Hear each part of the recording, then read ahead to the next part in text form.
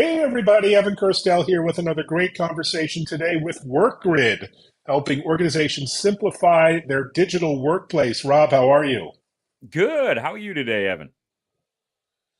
I'm great. You're in Boston, as am I. Beautiful summer here, and finally, Finally. I'm excited to chat with you. This topic of the future of work is right in my wheelhouse.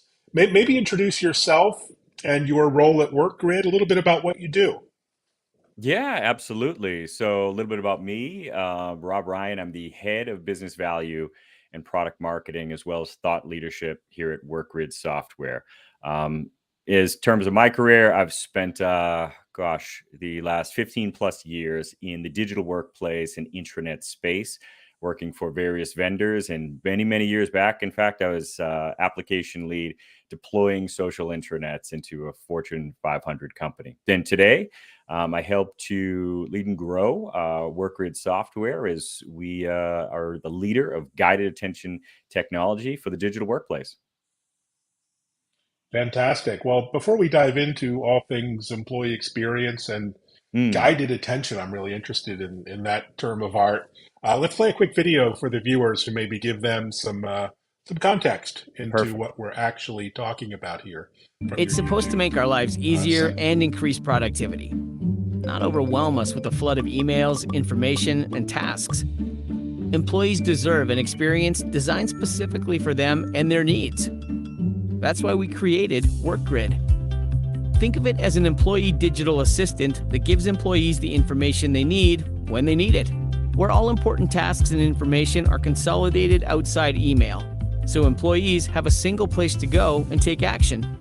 Remove the noise with personalized news and alerts for each employee based on their role, location, or department, showing employees what's important to them right now, like benefit reminders, office closures, or important communications. Enable employees to quickly take action and stay on track by bringing all tasks together into a single location, whether they're corporate, team-related, or personal. Provide employees access to the most relevant information they need all in one place with personalized function-specific micro apps that integrate with core enterprise systems. Never again will employees have to navigate complex systems to access their payslip, get their time off balances, or get a status update on their KPIs or monthly sales targets. Empower employees to get the information they need when they need it with a no-code, natural language chatbot that provides employees with personalized, relevant answers to their common questions. And it's all available whenever and wherever employees need it. Simple, intuitive, contextual. Workgrid. Well, that looks like a dream. I wish I would have had that in the 20 plus years I was working in enterprise tech. That would have made my life much easier. Um, so tell us what's the history of WorkGrid? How did this vision come to be? Yeah. A few years back, Workgrid grew out of effectively Liberty Mutual, given the fact that they themselves had identified digital friction as an issue and a challenge within the organization. In fact, you see this in any enterprise organization today. There's too many apps, there's too much information, there's digital noise pollution in the effect of too many pings, dings, and attention black holes, things calling to us, vying for our attention to bring us back to another application or a workflow or whatnot. And if you look at the statistics, you see that in every report. Hey, employees are wasting 50 to 80% of their day not doing the things we actually pay them to do, but to really be distracted or have to search, find for that information, or perhaps even, pull them out of the work that they had. And that, of course, was a challenge that needed to be solved for. And so Workgrid was born out of that need to solve for that pain and that challenge. And in fact, the layering of AI, intelligence, and chat was all part of that process over the last few years. And in fact, we have been a little bit in stealth mode up until about the early part of last year, where we started to really put a push into the market. And the video, well, you showed, is fantastic. One of the things that it perhaps doesn't necessarily come across is the fact that we are where the employee happens to be. So we're not Hmm. We're not looking to be another destination or another app center for you to go to, because that's commonly the play and the challenge that many applications want you to do. Come to our solution. We're going to solve for all of that pain, all of that challenge, and that friction. That isn't how employees work, right? So we are where you happen to be, delivering you the to knows, the to dos, providing access for you to ask questions, FAQs, etc., tap into workflows for approvals, whatnot, micro apps, so that employees can ultimately get on with their day and not disrupt their flow of work. Brilliant. Well, it looks almost too good to be true. But so tell me, how do you integrate into all of these disparate applications? Yeah, I've got 100 tabs open. of course. I've got Workspace. I've got Microsoft. I've got all kinds of proprietary apps. Yeah. And how do you integrate those together?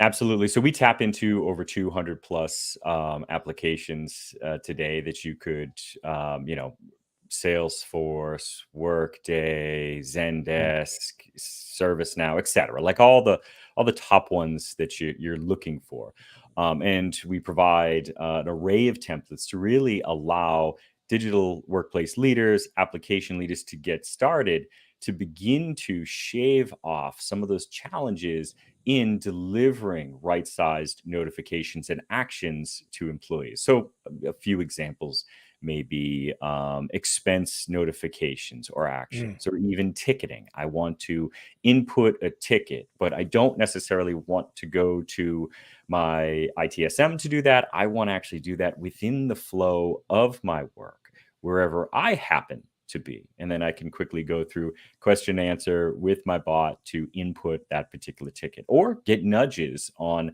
how it's moved throughout its status. So again, I'm not having to be ripped into another application, go back into email. I can have that within the flow of my day. So it's right sizing both the use cases and the use to the personas of the organization so that we can keep them productive. Fantastic. And how's the adoption looking? Are there particular kinds of companies or businesses or job functions that you've seen really benefit from Workgrid early on? Absolutely. So the more complex you are, the better a fit you are, given the fact we were born out of complexity. So if your tech stack is one that you're mid-market or enterprise, most likely you have hundreds of applications, you have employees constantly moving in and out of line of business apps. And their day probably looks like they are app hopping and moving around consistently. That is where we certainly have found ourselves to gain adoption and traction, and also in line of business plays as well. So if it's more of a sales organization that's looking to deliver better notifications around product changes, SKUs, etc., and give that snapshot of opportunities, we can do just that. If it's an organization that's looking to drive down their ticketing costs and help employees really get answers to what they need, that can be another play for us as well. And that certainly expands from there in terms of use cases, and personas. In terms of Fantastic. organizations and types and market, I mean, we really serve all types. Where we perhaps shy away from would be more government, in terms of the regulation body that they require, but Mm. we're certainly able to adapt to regulated industries. Government ends up being a whole other basket of nails.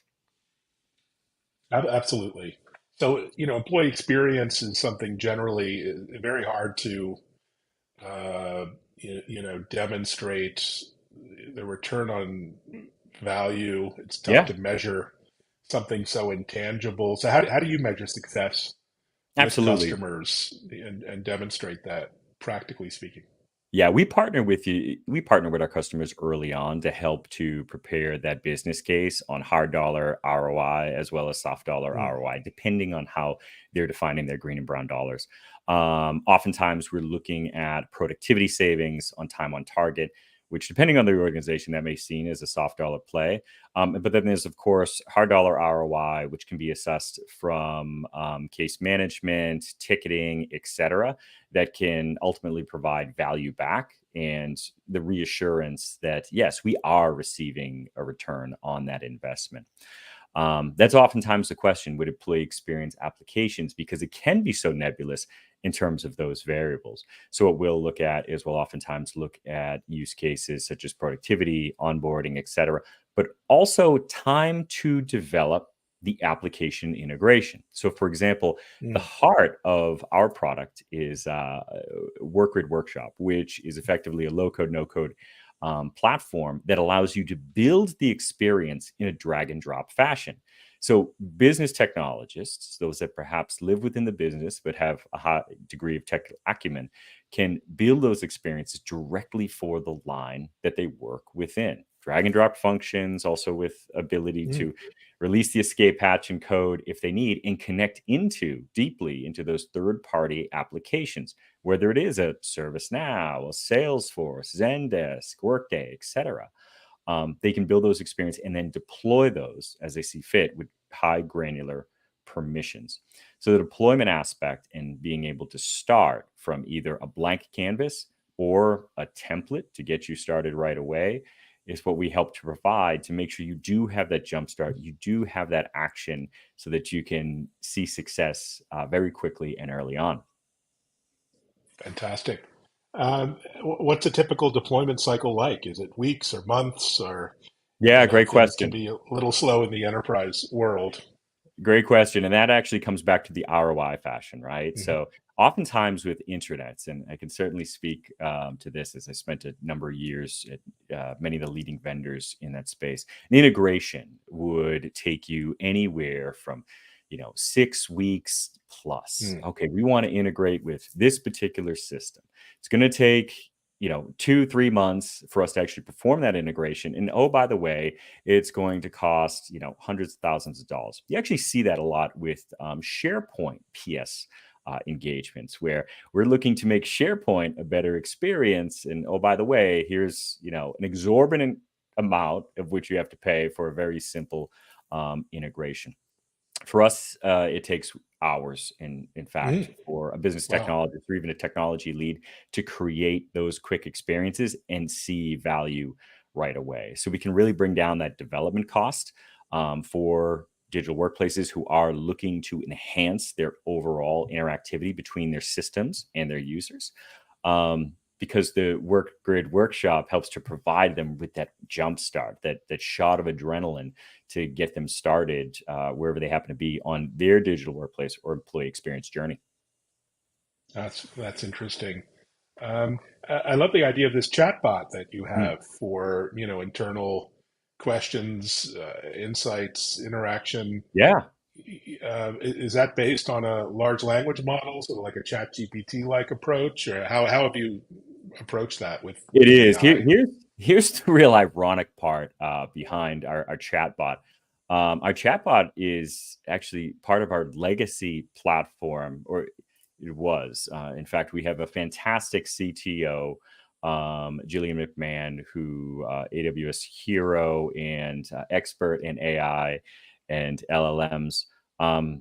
And our chatbot was, in fact, one of our features, which early on we started building intelligence into the platform. It's actually part of our DNA, but it was the least looked at feature over the last few years until ChatGPT hit the market, and then suddenly chat was what everyone wanted. So, which is interesting, right? So, good news is we had a head start in building out the chat experiences with AI and serving those up as things that we could deploy and deliver to our customers. So you can think of our chatbot really as an AI work assistant to provide you with the right micro apps, transactions, your pay, and other experience. Perhaps you want to call back your expenses. Perhaps you want to look at your pay stub, your benefits, understand your 401k. Chatbot will do exactly that. It'll help to assist you through those actions. So we've been very fortunate that the time has come for this this part of our product to really shine. And of course, naturally, we're making additional investments into it because let's face it, AI is the future and it's everywhere. Yeah, absolutely. Well, so exciting. So what's next? Are there things you're working on the roadmap that you can share? You must have a lot on your plate. Yeah, so we're tapping into more LLM stories as we're also trying to take, really a temperature of the marketplace. You see two camps as well that are emerging. Those that are willing to throw their hat in the ring in terms of adding more AI into the employee experience, and those that might be a bit more temper in their approach. So we're looking at both control factors to be there for organizations that do want to take that next leap and really push the periphery of where their boundaries lie in terms of adding intelligence into workflows, but also those who are looking to deploy with a more control structure. Given the fact that we work with enterprise class customers, mid-market customers, those that are looking for those types of controls, we want to make sure that we're designing for however they wish to envision their digital workplace and employee experience. Fantastic. So we're right in the heart of summer here. You're in Boston, as am I. Is the team in the New England area? Where are you guys based? Yeah. The majority of our folks are out of the Portsmouth and Boston Hmm. area, but we have some fantastic developers actually out of Belfast, Ireland as Hmm. well. So, we are effectively a global organization, 50 plus strong.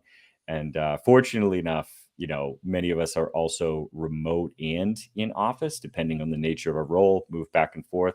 That also gives us perspective as well as other organizations are going back as we look to more stories and examples of templates that can be in light of the return to work. So helping to support organizations and users as they start to move through this hurdle of what does the new work life look like Hmm. as we come back, don't go back, whatnot, what type of needs do we have in terms of room booking, hoteling, etc.